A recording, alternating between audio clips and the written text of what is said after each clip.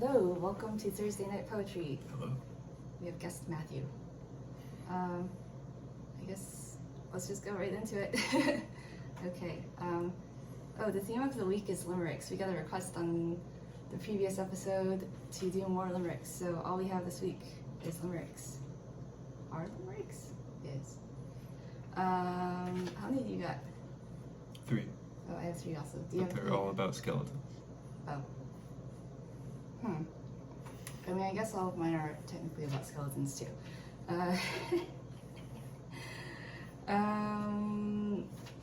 you have any old ones?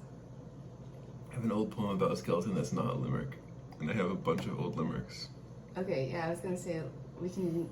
Well, let's start with the new ones, and we'll see how many old ones we remember.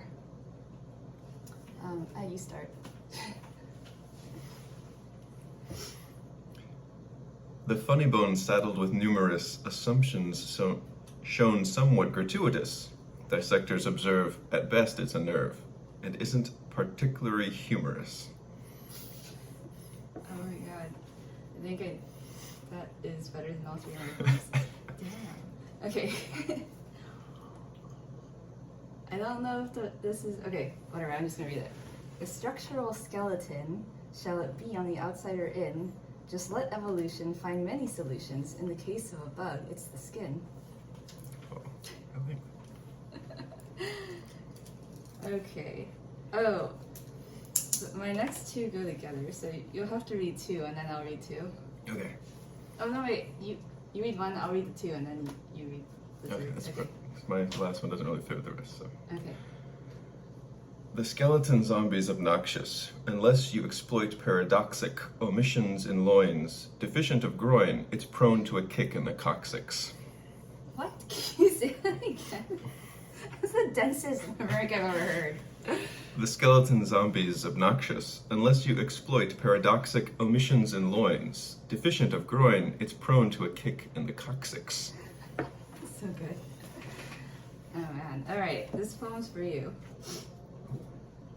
Skeleton boy.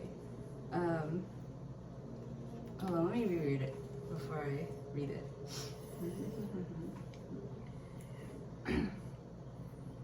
Okay, so it actually is for you. How do you say your last name? Muñoz? Okay, good. Just checking. When you contemplate Matthew Muñoz and the fanciful diction he chose, well, he deigns it to jibe with less scholarly scribes, so he snubs them by being verbose. Wow. Here's a reprise. Once a poem named Matt wrote like he knew where it's at, but his words that we read went over our heads, so he probably wasn't all that. That's all I got for you today. Alright, let's have your 3rd one. This one's more surrealist. The consummate modernist gentleman's congenial down to a skeleton. And if you distrust, he's had all his guts coagulated as a gelatin. Oh. Let's read that again. I was thinking of like a see-through Jello man with, you can just see his skeleton. I think that might be a D&D thing that I'm just remembering for some reason. It's pretty good. Alright. Old limericks? I gotta find him. You have to find them. You don't have to memorize their limericks. My memory is atrocious. I think I remember the very first limerick I wrote. It was what? My limericks aren't PG-13. Oh. I don't want to get you kicked off of YouTube or whatever. Oh. Okay, we'll skip them. Let's see if I can find one.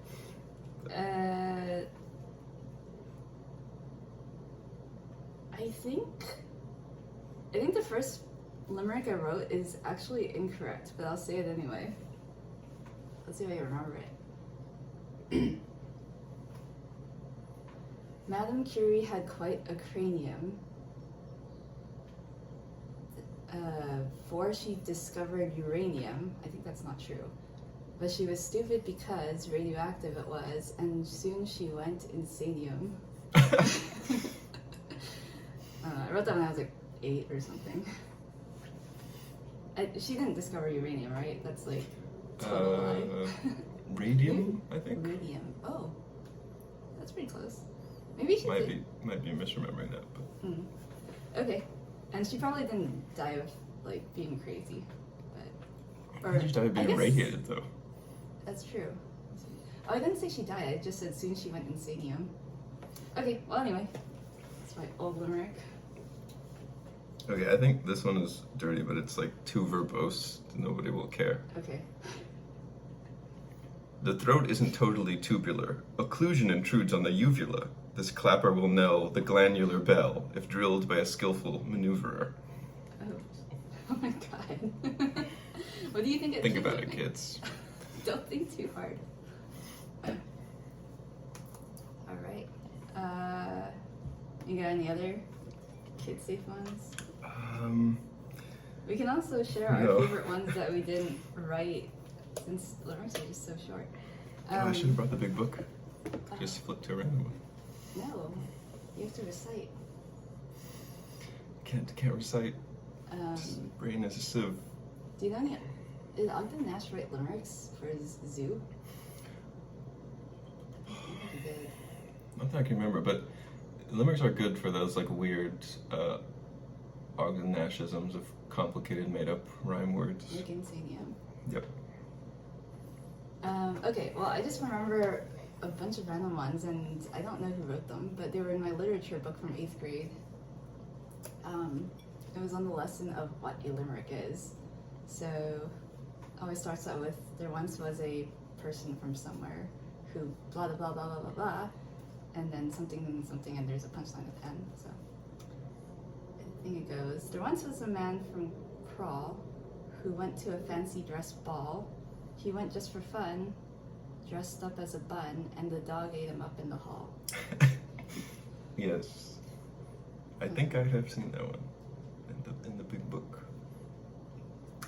And then, ooh, actually this is a good one. It's also PG-13.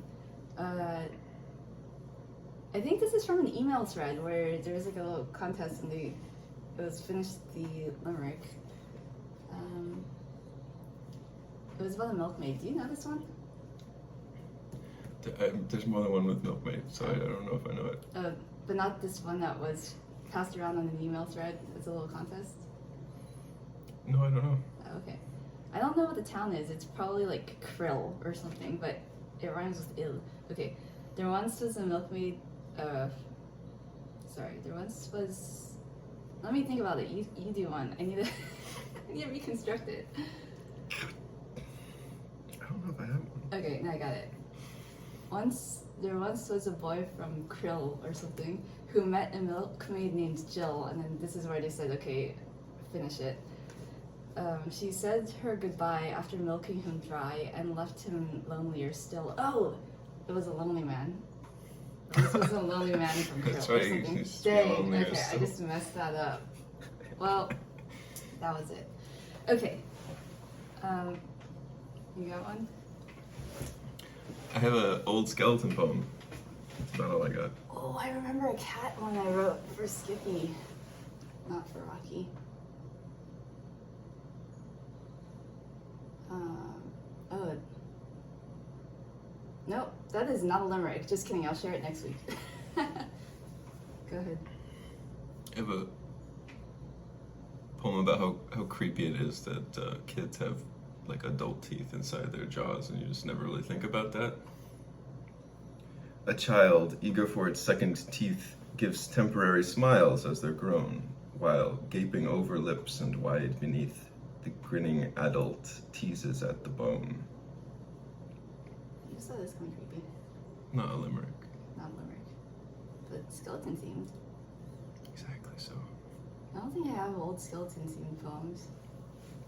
I'm still full of limericks. Let's go. Okay. I sat next to the Duchess at tea, and it's just as I feared it would be. Her rumblings abdominal were simply abominable, and everyone thought it was me.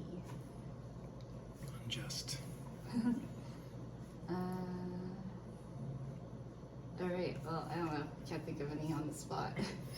That would be a good superpower. I think the protagonist in one of Stephen Fry's books can just make up a limerick on the spot. He's like a disgraced literary critic or something, but you know, since he's just so literary, he just for fun will make fun of people by coming up with limericks off the top of his head. Well, we're about to go to musical comedy improv, so maybe we'll hear some of that tonight. That would be fantastic. Alright guys, if you're in San Diego, go to Finest City Improv. We're having a show at 7, and I'm doing piano. And that is all. I can't reach the button. Do you need assistance? No, I got it.